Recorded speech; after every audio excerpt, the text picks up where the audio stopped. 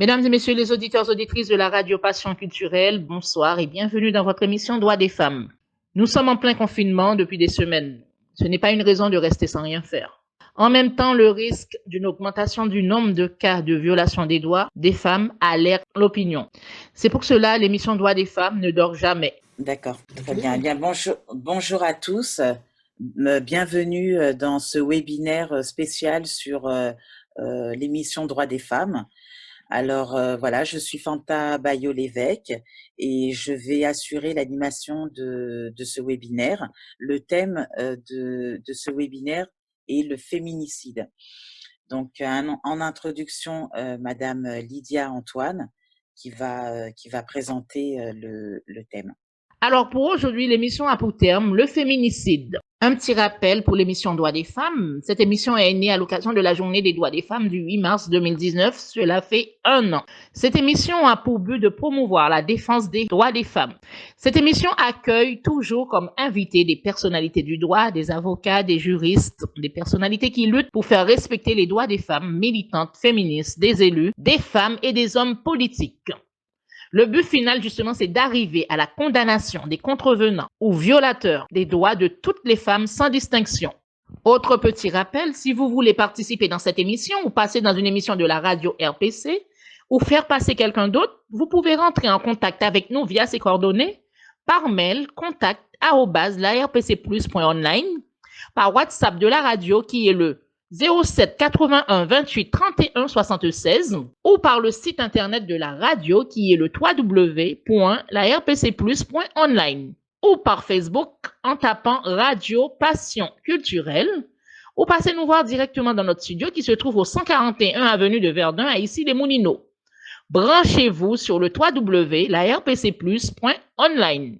Maintenant, voici le sommaire de l'émission du jour. Tout d'abord, Madame Fanta Bayo-Lévesque prendra la parole pour rappeler aux auditeurs l'origine et le but de l'émission. Ensuite, elle introduit Monsieur Moustapha Kourouma en tant qu'invité chroniqueur du jour. Malheureusement, les violences conjugales augmentent à cause du confinement en France. Par exemple, elles augmentent de 30% par rapport à la moyenne. Restons vigilants et donnons l'alerte si on est témoin de ces violences. Un numéro en France, le 114 a été mis en place. Stop aux violences faites aux femmes sur toutes ses formes. Très bien, merci Madame Lydia Antoine. Alors je laisse la parole à Monsieur Moustapha Kourouma qui va développer sur le thème du féminicide. Je vous laisse la parole, Monsieur Moustapha Kourouma. Oui, bonjour. Moi, comme elle vient de vous dire, mon nom c'est Moustapha Kourouma. Je suis pas spécialement spécialiste de la question droits des femmes, mais en tant que bénévole et puis passionné par ce sujet, on a eu un travail un peu en amont sur le problème des couples blacks en Occident et on a essayé de réfléchir un peu plus sur les origines des problèmes qui, comme on le sait, qui aboutissent à des conséquences qu'on connaît jusqu'à arriver au meurtre d'une personne parce qu'elle est telle. Si on regarde un peu la définition du féminicide, on sait très bien que c'est lorsqu'il y a meurtre d'une personne parce qu'elle est femme. Et ça, c'est une évidence, c'est une vérité. Et donc, on a essayé de réfléchir sur ces questions. Et quand j'ai discuté avec Marthe Dédé, du coup, le sujet s'est dégagé d'intervenir sur le féminicide en organisant en 3 points, c'est-à-dire en parlant des acteurs, la politique de gestion actuelle et la proposition. C'est-à-dire la partie acteur fait intervenir forcément l'homme et la femme, qui sont les acteurs principaux, et derrière l'homme et la femme, il y a les amis, les entourages et les structures. Et puis après, intervient à un certain niveau aussi du problème l'administration et puis les libéraux. Quand je dis les libéraux, les professionnels, c'est-à-dire les avocats, les huissiers et tout ce qu'on connaît. Et puis, il y a les groupes d'amis aussi, il y a les associations. Du coup, quand on s'interroge un peu sur l'aboutissement c'est-à-dire que dans quel état psychologique se trouve au moment du passage à l'acte, on voit très bien que c'est un passage à l'acte. Mais qu'est-ce qui fait qu'on arrive à cet état? Dans quel état psychique et psychologique? Quels sont les éléments qui ont, qui ont constitué que l'ensemble a donné l'occasion ou favorisé d'arriver au passage à l'acte? Euh, du coup, en s'interrogeant un peu plus, on a compris que tous ces acteurs-là, d'une manière ou d'une autre manière, ont une part de responsabilité à jouer de manière positive ou négative. Et du coup, c'est pourquoi on s'est interrogé, on a dit qu'il faut essayer de faire un travail de sorte que ces acteurs, quand ils interviennent, que ce soit des interventions positives, que ce soit des interventions qui vont avoir des impacts positifs et qui vont mettre les personnes concernées, c'est-à-dire l'homme et la femme, dans un état psychique et psychologique qui va lui permettre de ne pas penser du tout à ôter la vie à l'autre. Parce qu'on sait les statistiques qu'on parle sur les féminicides. Dans la plupart des cas, l'homme et la femme meurent ensemble. Il y a des cas où c'est la femme seule qui meurt parce qu'elle est femme. Mais il y en a des cas où la femme meurt et le statistique de féminicide est bien comptabilisé. Par contre, il y a l'homme aussi qui meurt. Et c'est une perte pour la société, une perte pour le couple. Et s'il y a des enfants, c'est pire encore parce que leur avenir est complètement mis dans l'impasse. Et donc, le point acteur, la présence du point acteur à l'ordre du jour, c'est vraiment d'interroger et d'interpeller les acteurs à se poser des questions sur les interventions, sur les impacts de leurs interventions. Et c'est un travail qui se fera pas en un seul jour. Ça, c'est une évidence. Et du coup, après avoir essayé de parler un peu des acteurs, forcément, parce qu'on parle de leurs interventions et de l'impact de ce qu'ils font. Cela nous connecte directement au deuxième point de l'ordre du jour, qui est la politique de gestion actuelle, de la prise en charge des problèmes qui se passent entre ces deux personnes, c'est-à-dire que l'homme et la femme. Donc, en arrivant à ces deux points, on voit très bien que aujourd'hui il y a un vrai travail qui est en cours. Et puis il y a une forte mobilisation de la part de tous les acteurs sociaux et puis même de l'État. Même ce matin, j'ai vu sur la page de Madame Siapa, comment on appelle, un ensemble de règles qui a été recensé à partir du Grenelle de violences faites aux femmes, où elle partage des mesures qu'il faut prendre. On comprend en regardant tout ça et en regardant les actions que doivent mener les acteurs et toutes les personnes qui interviennent sur les problèmes, afin qu'on n'arrive pas au féminicide, qu'on n'arrive pas au passage à l'acte, ou qu'une femme ne soit pas tuée parce qu'elle est femme. Du coup, on, on comprend que nous sommes dans une démarche de gestion de l'urgence. Nous sommes dans une démarche jusqu'à maintenant de gestion de l'urgence. C'est-à-dire que il faut appeler un numéro. Quand la femme se sent en danger, il faut appeler un numéro. La communication déjà et la gestion de l'urgence s'adresse aux femmes, qui est 50% du problème quand on prend les chiffres statistiques. Parce que quand on prend, le couple est constitué ou l'union est constituée de l'homme et de femme. Ça veut dire que 50% hommes, 50% de la femme. Et du coup, quand la communication s'adresse uniquement à la femme, ça veut dire qu'on a pris les acteurs à 50%. Et d'après les études, quand je rappelle un livre de Monsieur Raphaël Delpar, c'est un journaliste qui a fait le tour de la France sur le problème des couples en France. Il a intitulé son livre Le combat des pères. Mais bon, le titre n'a rien à voir à des activités contre les droits des femmes. C'est plutôt le contraire. C'est un livre qui est très bien fait, qui interroge profondément sur le problème des familles. Et du coup, ce qui ressort un peu, dans la défense des droits des femmes, il y a beaucoup de femmes et d'hommes qui sont d'accord à une prise en charge générale de tous les acteurs, c'est-à-dire des hommes et des femmes. Et du coup, euh, ce qui démontre implicitement que lorsqu'on mène une démarche à prendre en charge que les femmes, déjà, le groupe qui est constitué de 50% n'est pas au total, parce qu'il y a des femmes, surtout des avocates ou d'autres, qui ne sont pas d'accord qu'on s'adresse uniquement aux femmes dans la gestion de problèmes des femmes, surtout pour prévenir ou pour mettre les gens contre le passage à l'acte, c'est-à-dire que de tuer une femme parce qu'elle est femme. Et du coup, d'après ceci,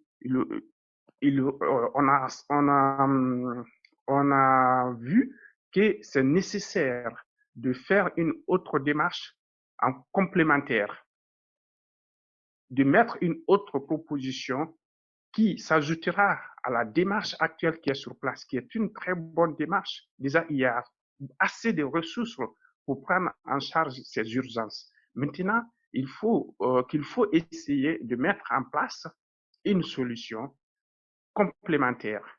Et c'est pourquoi on va arriver au troisième point de notre ordre du jour, c'est-à-dire quelle proposition, quelle alternative maintenant par rapport à la politique de gestion actuelle. Et donc, pour parler de ce point, bon, personnellement, j'ai eu la chance de discuter avec des élus qui ont fait des années de travail pour la France. Certains même sont partis à la retraite par la voie très honorable. Et je me rappelle une phrase d'un de ces députés. Il est élu de Ille-et-Vilaine, Monsieur Régiment Marcel. Il a dit, en fait, quand je discutais avec lui sur ce problème, il m'a dit, Monsieur Kourma, vous savez, toutes les solutions existent en France pour ce problème. Il suffit juste d'organiser. Il y avait un autre aussi qui m'a parlé de la même chose, Vincent. Il m'a dit aussi pareil. Du coup, j'ai commencé à réfléchir sur le problème.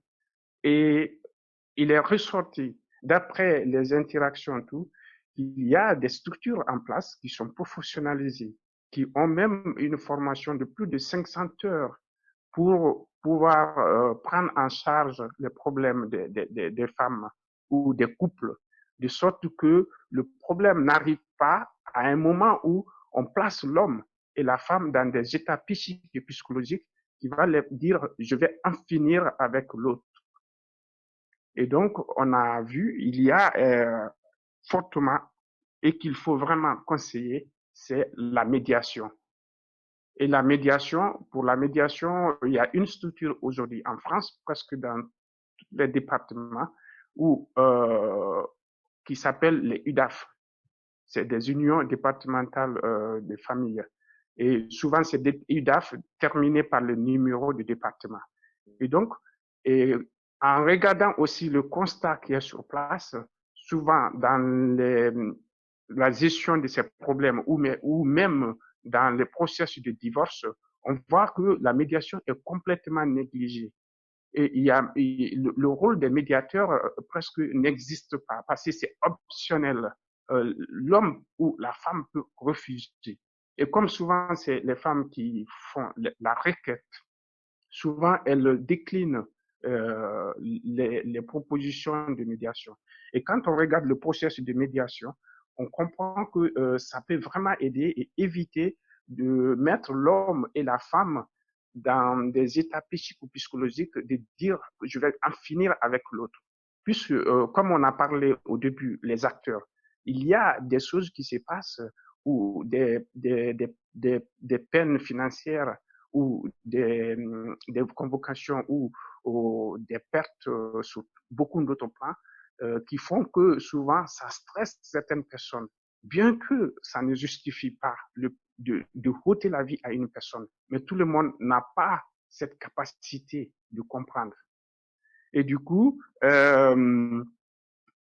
il ressort, si je reviens au point 3 où on est, il faut réfléchir comment mettre une solution complémentaire, de prendre en charge les causes qui placent l'homme et la femme dans un état psychique ou psychologique qui va lui dire je vais en finir avec l'autre pour être en paix. Et malheureusement, le pire commence lorsque ça arrive. Des fois, d'ailleurs, les deux partent ensemble. Bien que les statistiques est bien connues pour le féminicide, parce que oui, la femme est tuée comme femme, parce qu'elle est femme. Et ce qui n'est pas normal, c'est qu'il faut combattre. Et en combattant ça, on combat pour le droit de l'homme, pour tout le monde, que pour la femme, que pour l'homme aussi. Et du coup, on a corrélé un peu le pratique en Afrique. Parce que bon, c'est vrai, peut-être c'est une richesse culturelle aussi. Parce que souvent en Afrique de l'Ouest, dans la culture mandingue, quand il y a un projet de mariage et quand il y a mariage, il y a un griot qui est rattaché automatiquement au couple.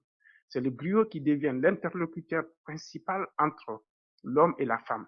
Dès qu'il y a un problème, bon, bien que c'est conseillé de résoudre le problème entre eux, il faut favoriser la communication, mais quand ça commence à dépasser l'homme et la femme, souvent ils s'adressent au griot. Le griot essaye de résoudre le problème. Souvent, ça se limite à lui. Mais quand ça va loin, les parents sont impliqués et ça peut aller jusqu'au déclenchement du processus de divorce et qui peut se faire sans problème. Cela ne dit pas qu'il n'y a pas de problème. Il y a des fois des graves problèmes aussi en Afrique.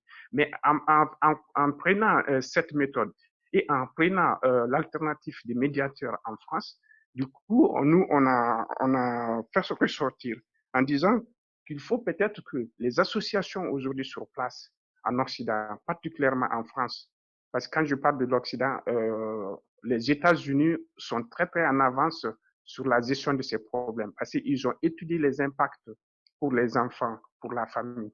Donc, je cadre un peu plus mon intervention pour la France en disant que en prenant un peu cette pratique et en regardant les discussions de part et d'autre, on dirait, je dirais que faire une démarche de sorte que on ait un deuxième point dans la gestion de problèmes qui mènent au féminicide, c'est-à-dire que le deuxième point soit peut-être une attribution automatique d'un médiateur dès qu'un couple pense qu'il y a problème.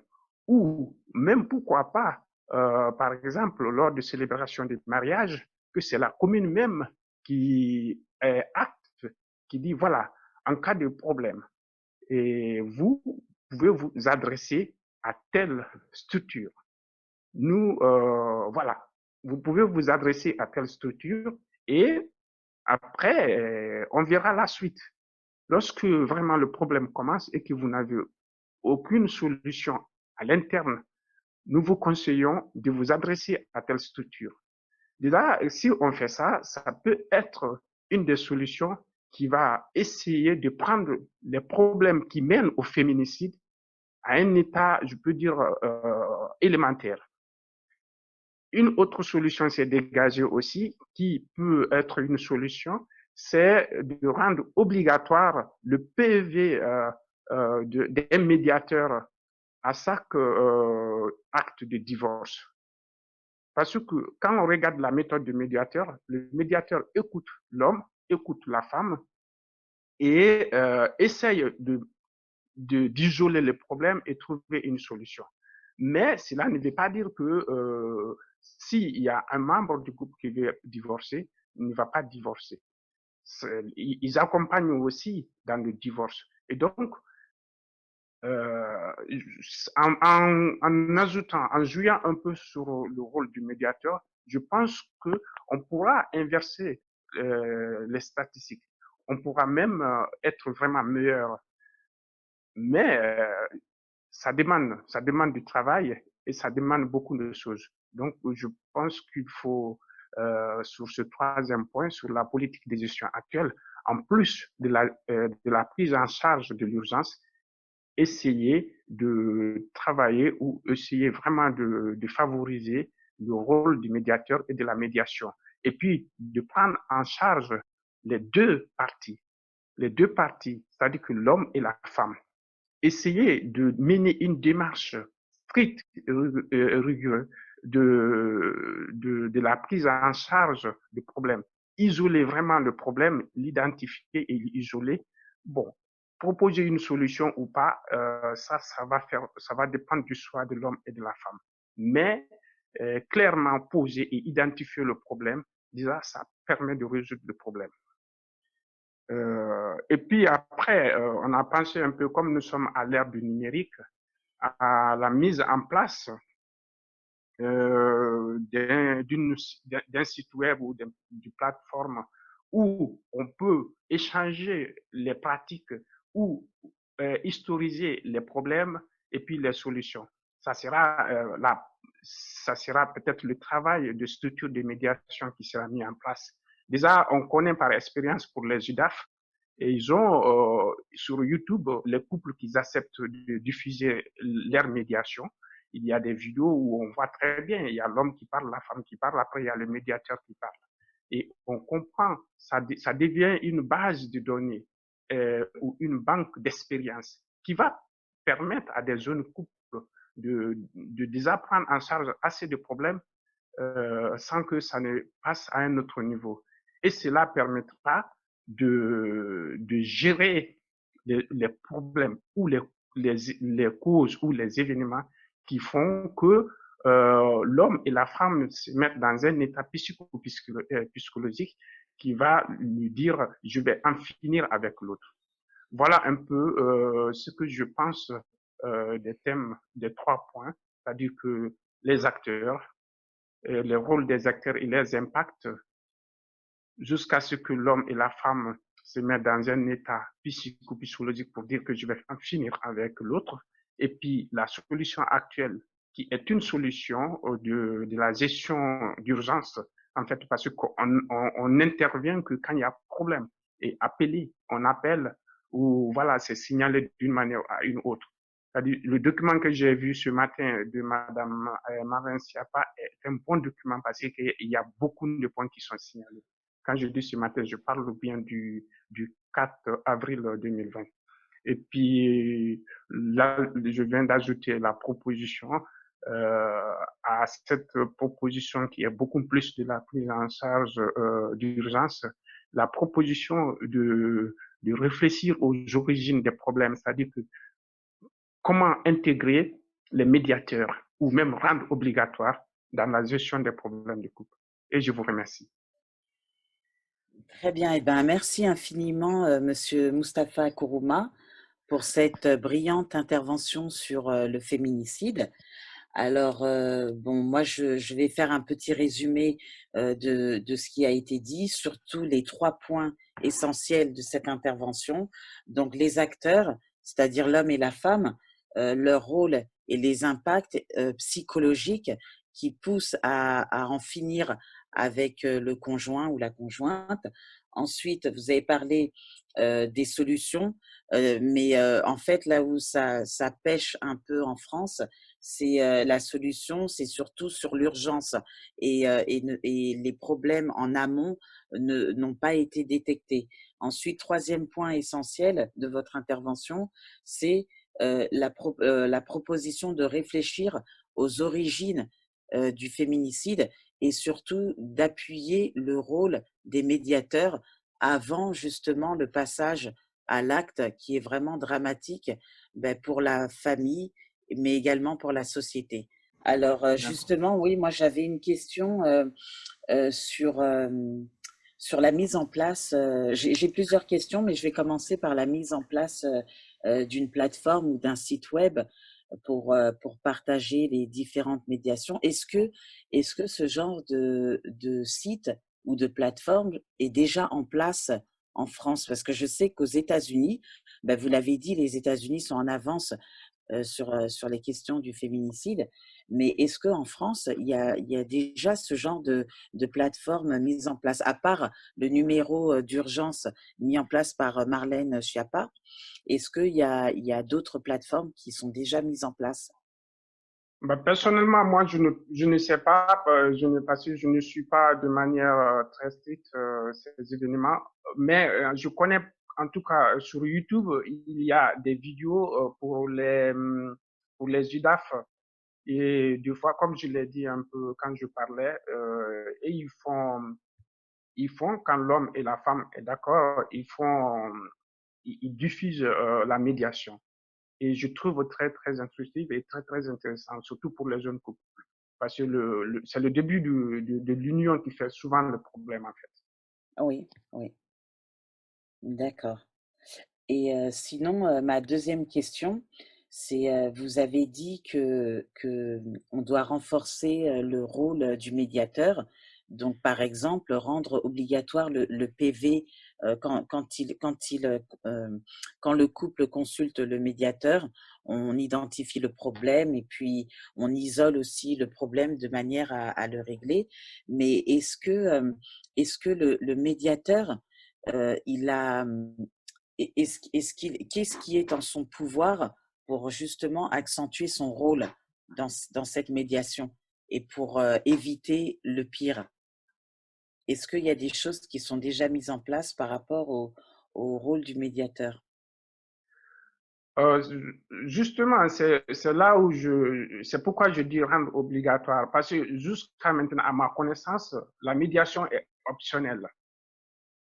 Ah, Un membre du couple peut refuser la médiation et la médiation s'arrête là. ah, donc ça veut dire qu'il n'y a pas d'issue. Oui, euh, oui, la médiation n'est pas obligatoire en fait, c'est optionnel, même à la justice, quand le juge demande à un membre, si une personne dit non, et puis il n'y a pas de médiation. Et c'est pourquoi moi je dis il faut rendre obligatoire, il faut vraiment faire intervenir ces personnes dès le début d'ailleurs, je peux dire même dès la reconnaissance de l'union. Dès qu'il y Mhm. a une reconnaissance officielle de l'union, que l'État ou l'autorité euh, dit, voilà, vous avez telle structure pour vous. En cas de problème, vous les contactez. Comme ça, D'accord. en fait, ça sera une bonne source et fiable de remonter les problèmes. Et après, même, on aura l'historique du couple. En cas de passage à l'acte, on saura dans voilà, quels étaient vraiment les vrais problèmes qui étaient là et qui a fait de sorte que on est passé à l'acte pour moi, je pense. Oui, Je, euh, En tout cas, je crois beaucoup à cette alternative. En fait, c'est une seconde ligne qui s'inscrit. Si on arrive, et c'est nous, hein, c'est nous c'est à nous, c'est parce que c'est nous qui mourrons. Et puis, quand on part pour nos enfants, on part pour la société. Et chaque personne est une ressource sûre d'une manière ou d'une autre. oui, oui. Après, moi, je voudrais ajouter aussi quelque chose, un fait ben, qu'on vient de voir en période de confinement.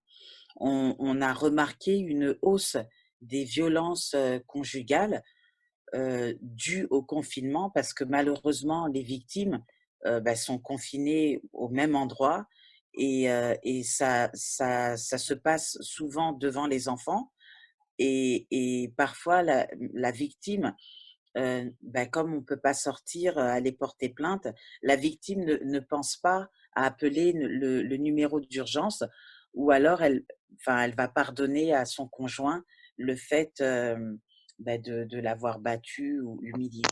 Donc ça, c'est un fait qu'on vient de remarquer. Donc la recrudescence des actes violents en milieu conjugal, malheureusement, à cause du Oui, confinement. oui, oui. Ouais. En fait, il y a Marthe qui m'avait parlé de ce point. Bon, moi, comme je n'étais pas spécialement au courant des choses, je l'ai dit que comme je n'ai pas assez de données, je n'étais pas en mesure de parler de ce point. Mais Oui, effectivement, ce que vous dites, la probabilité, elle n'est pas nulle. Elle n'est pas nulle. S'il y avait déjà, ça revient un peu à ce qu'on dit en fait. S'il y avait déjà source de problème ou même pas source de problème, on sait que quand on met les personnes ensemble, à force de vivre un peu longtemps ensemble, forcément, des fois, on se fâche un peu, quoi. Des fois, oui, oui, il s'y passe des choses. Mais si déjà on avait une structure en place, c'est ce que je disais, en Afrique, on a le griot pour oui, le couple. Si on oui, avait, par exemple, un médiateur ou si il y avait une association qui est référencée, que la famille sait que cette association, c'est l'association de médiation pour notre couple. En cas de problème, ou même l'association peut prendre l'initiative, comme ça s'est fait maintenant au niveau du fonctionnement des entreprises. En oui, confinement, deux fois, tous les responsables ou les membres d'équipe s'appellent et se demandent, tu vas bien? Est-ce que tout se passe bien sur toi?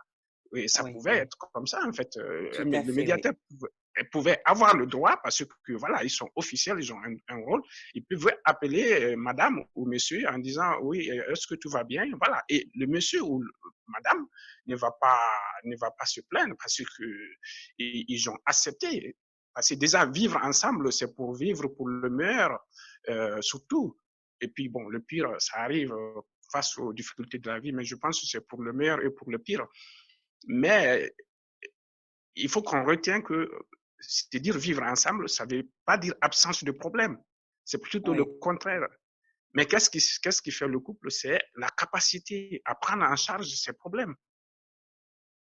Mais malheureusement, les femmes sont plus exposées par, bon, c'est pas, ça c'est la nature qui a fait comme ça, mais il y a des hommes aussi qui en souffrent.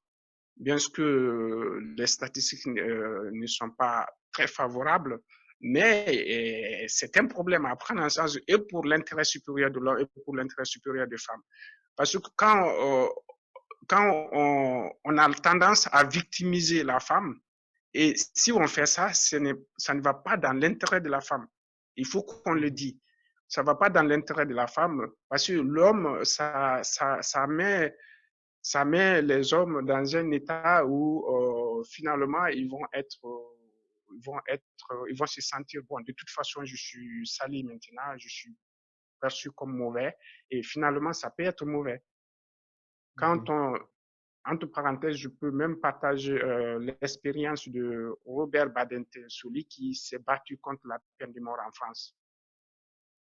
On voit très bien dans sa logique, il a défendu deux personnes qui avaient tué l'infirmière et toutes les deux personnes ont été exécutées, guillotinées et ça lui a beaucoup choqué. Et après, il y a eu un jeune. Le jeune avait pris un enfant d'une famille riche. D'après son explication, il voulait juste avoir un peu d'argent. Mais quand il a pris l'enfant, après, ça a été médiatisé sur toutes les chaînes de télévision qu'il a plus peur. Et lorsqu'il a pris peur, il a tué l'enfant. Malheureusement, quand il a tué, il était à la justice. Donc, l'avocat qui devait le défendre a contacté M. Baneter pour lui demander s'il pouvait l'accompagner. Et lui, il a expliqué, en fait. J'ai écouté, hein, je n'étais pas là encore. J'étais peut-être même, ouais, j'étais même pas né. Il a expliqué qu'il a compris que il défendait une personne qui pouvait être exécutée encore. Qu'est-ce qu'il faut faire? Il s'est interrogé avec son coéquipier, qu'est-ce qu'il faut faire? Et finalement, ils ont opté en disant que maintenant, comme c'est la peine de mort qui va décider la peine, et comme oui, c'est l'autorisation de la peine de mort qui va autoriser la Cour à décider la peine de mort, et ils vont s'attaquer à la peine de mort, c'est-à-dire oui, à la cause du problème. Et c'est pourquoi moi je dis que nous devons réfléchir sur l'origine, sur la cause, En fait, il ne faut pas qu'on reste à traiter les conséquences. Oui, Parce tout qu'à à fait, traiter oui. les conséquences, on sera toujours en train de faire la même chose, en fait, et sans être efficace. Très bien. Ben, écoutez, je vous remercie. La session est pratiquement finie et merci beaucoup pour cette intervention. Ça a été très, très, très enrichissant. Donc, à très bientôt et faisons le maximum pour faire diminuer ce fléau du féminicide. Ce message. Donc, c'est pour compléter le thème d'aujourd'hui. Donc, j'ai fait des petites recherches et effectivement, depuis le 30 mars, d'après le journal Le Monde, il y a eu une hausse d'environ 30% des violences conjugales dues au confinement. Et dans ces chiffres, on note une hausse de 32% des signalements auprès de la gendarmerie et 36% des signalements auprès de la police nationale.